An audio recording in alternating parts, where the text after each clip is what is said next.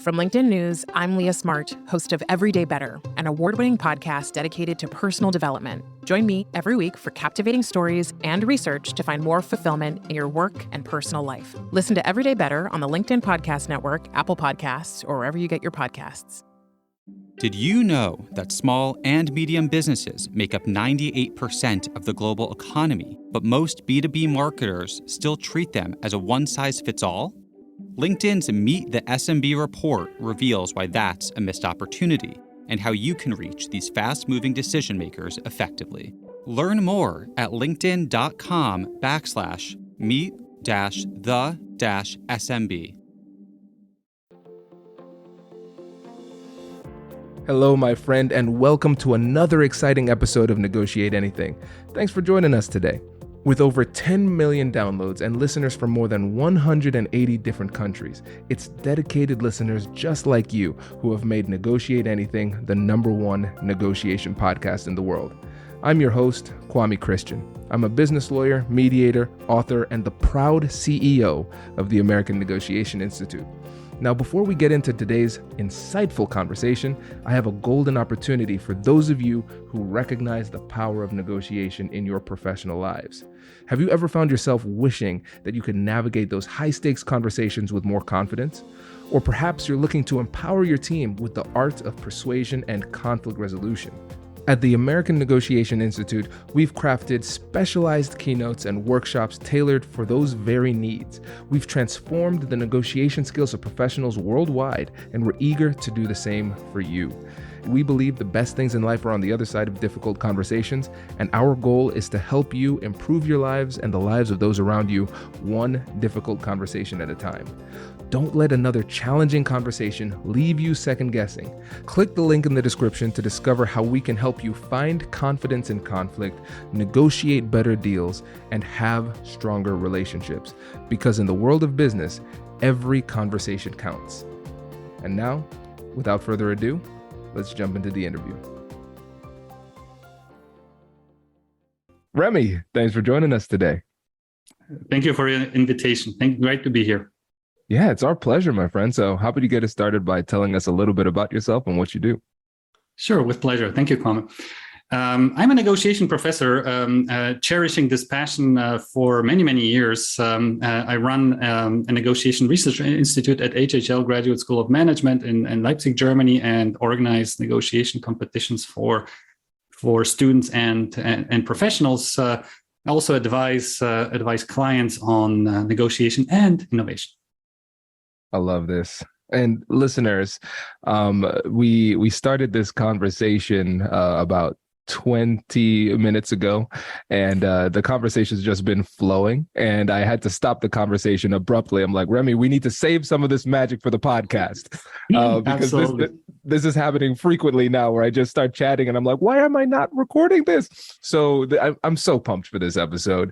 And so listeners, if you're relatively new, I'll start off briefly with my origin story. Remi, I told you about this too, because I got on the path of negotiation from law school when I stumbled into a negotiation class, took the class, did well in these negotiation competitions that I didn't know existed until I took the class, and I fell in love. And I don't think I would be where I am today with the American Negotiation Institute had it not been for these negotiation competitions. So I'm pumped to talk about this. So Remi, can you just set the stage for us? Because I know a lot of people are listening and they are saying, what is a negotiation competition? So let's just start there.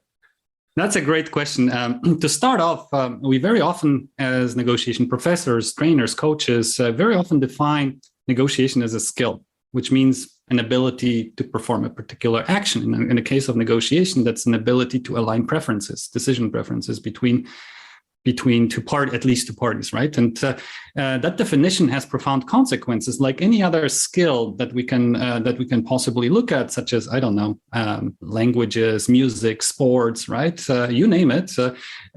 We have worked out an ability to measure them and compare them in a competitive context. Yeah? But I think by this time, there's a consensus. There's a wide consensus which basically says that it is indeed a skill. And that has consequences. I mentioned the consequences that sort of led us or had led us to organizing the competition itself. When we said, well, if it's a skill, then let's measure it, then let's compare it, then let's work out a set of objective criteria how we could recognize good negotiators from those who are excellent, and create a controlled setting in which we could indeed compare the results, be it substantive or relational or any other or procedural with each other. And that was the origin of the competition. This is so fascinating to me. This is great. And as you were going through all of this, I realized that you have a very unique perspective on negotiation skills, because the majority of people who are listening to this podcast have been negotiating, right? And the whole ethos behind the podcast is making negotiation feel more approachable and recognizing that you're negotiating all the time. And so the definition that we use, it's very, very simplistic. Obviously, we do believe negotiation is a skill. We consider every conversation where somebody wants something a negotiation, just so we can get people to think more intentionally about the way that we interact. And so we can find ourselves in a lot of negotiations, and we may have the opportunity to observe some negotiations from time to time. But even if we are observing negotiations, it's probably not many negotiations, and we're probably not observing it with the intent of analyzing and critiquing the negotiator's performance. So you are one of the few people in the entire world who has looked at negotiation through this lens.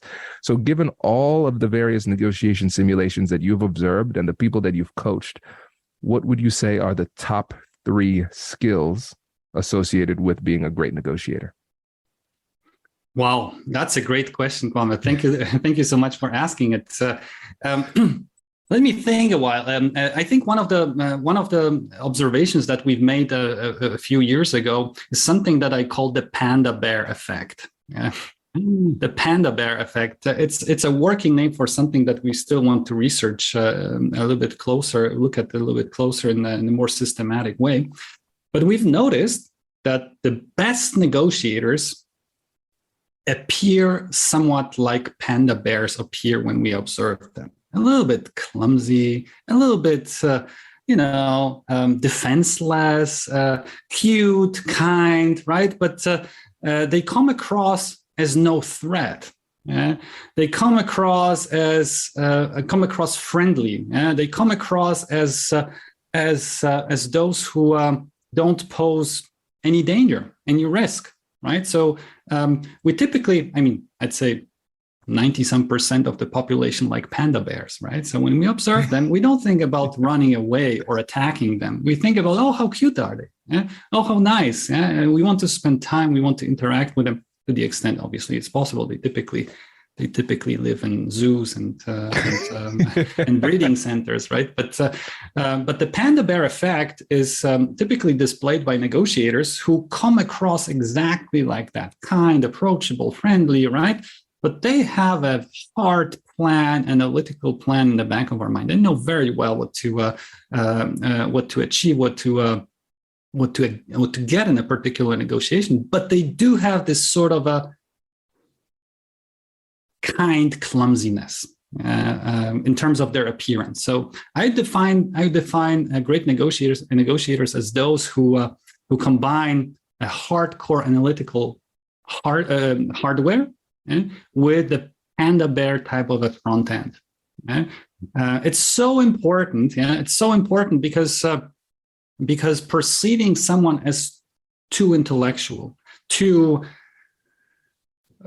strong rhetorically might lead to one of the two intuitive reactions which we typically displayed in the presence of a threat, that is either an attack, fight, or flight, or run, or to defend, or escape, right? And none of these responses are particularly useful in terms of achieving great negotiation results. The clue lies in the right combination of the front end, the panda bear type of a front end, which comes across as universally likable, maybe a little bit clumsy, but definitely no threat, with a hardcore negotiation analytical mind, which precisely knows what are the issues, how important those issues are to us, and what are the priorities that I want to set on any particular stage of a negotiation. So if I were to answer your question as shortly as I possibly could, that's the panda bear effect. Typically, great negotiators are able to combine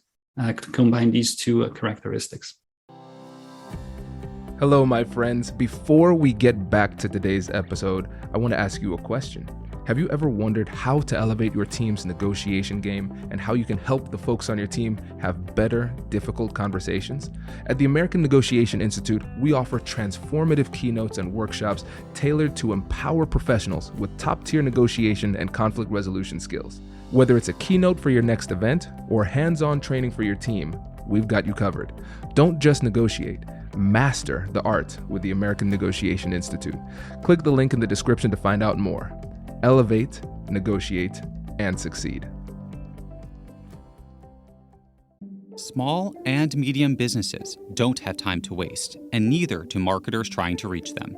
On LinkedIn, more SMB decision makers are actively looking for new solutions to help them grow, whether it's software or financial services. Our Meet the SMB report breaks down how these businesses buy and what really influences their choices. Learn more at linkedin.com/meet-the-SMB. That's linkedin.com/meet-the-SMB.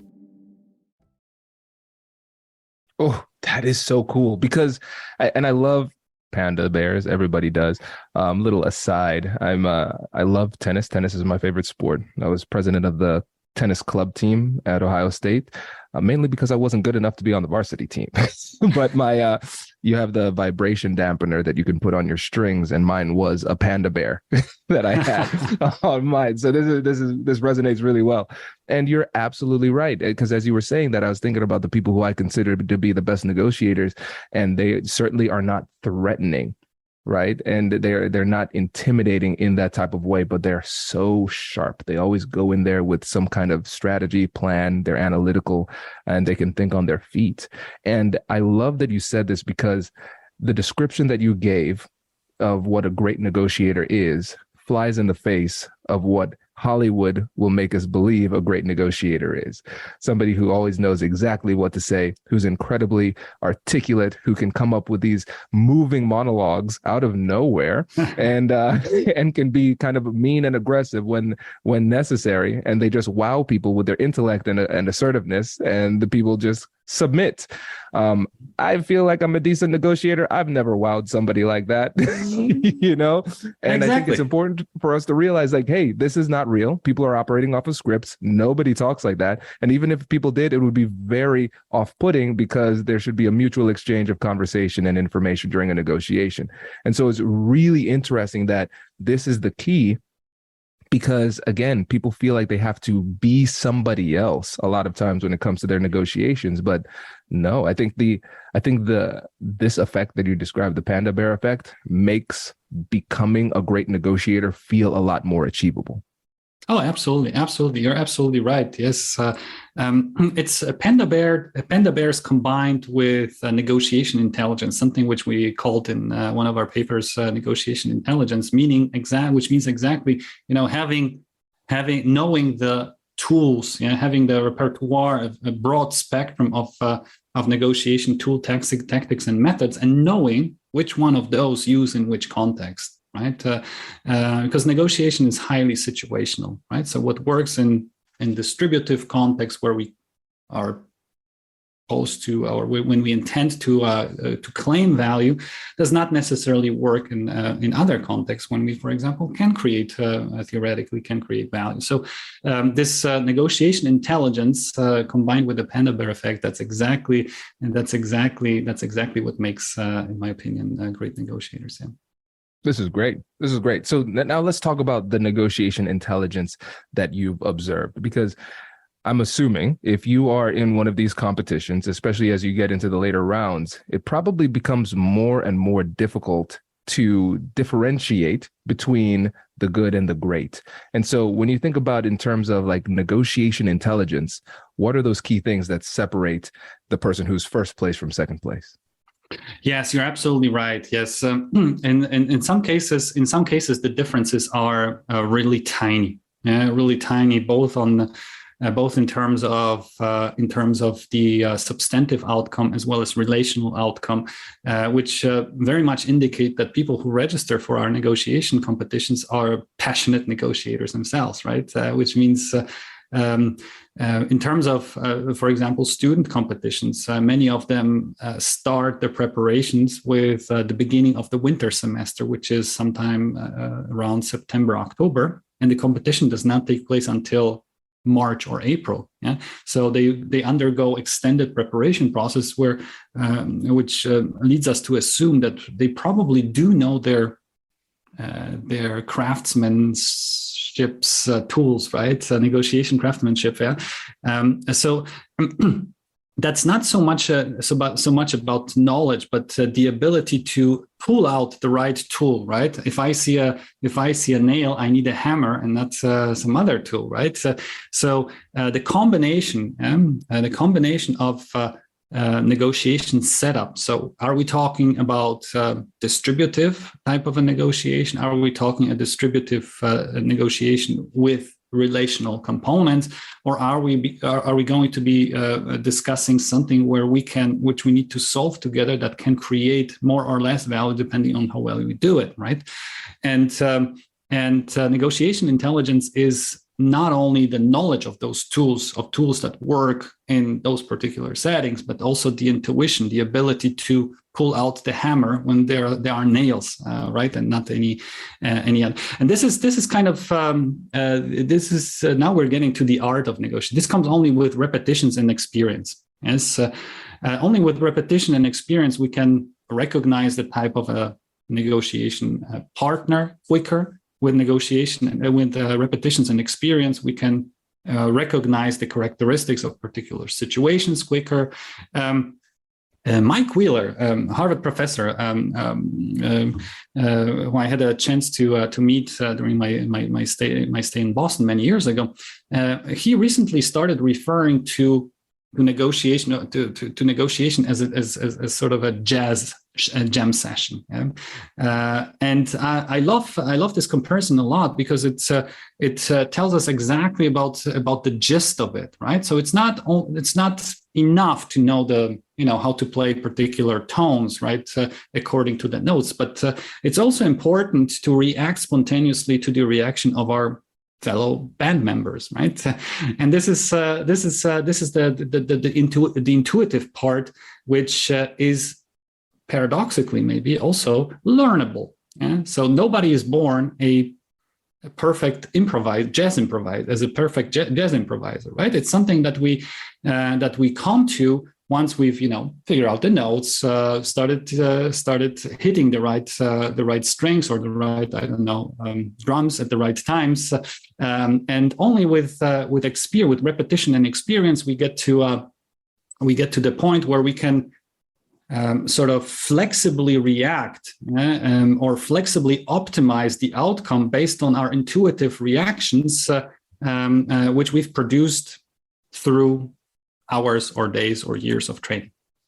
Oh, this is so good. And I know we can just keep on talking about this, and I want to, but we're coming up on time here, and I want to give you an opportunity again to let the listeners know about your university, the competitions, and also the consulting firm, and how they can get in touch with you. Yes, thank you, Kwame, for your generosity. It's been a great conversation so far. Maybe we should continue it at some point. So yes, if a shout out to the audience, if you guys are passionate negotiators, there is a competition coming up for practitioners and non-students. Let me put it like this, which is coming up this fall. Registration deadline is October 7th, and all details you can find on www.professionals.thenegotiationchallenge.org.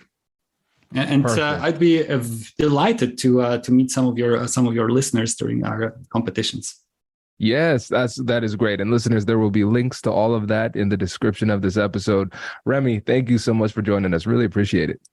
Kwame, thank you for having me. It's been a great discussion, great talk. Thank you. Congratulations! You've just joined an elite club. By listening to a full episode, you're now officially on the Negotiate Anything team. So welcome aboard. What most team members do is they subscribe to the podcast because that allows them to automatically get the latest episodes of the show. The best things in life lie on the other side of difficult conversations. Keep learning, keep practicing, and keep getting better. Your relationships will improve, your career will soar, and you'll have the confidence you need to get the most out of these crucial conversations. Again, thank you for joining the team. We're excited to have you, and I will see you in the next episode. I'll catch you later.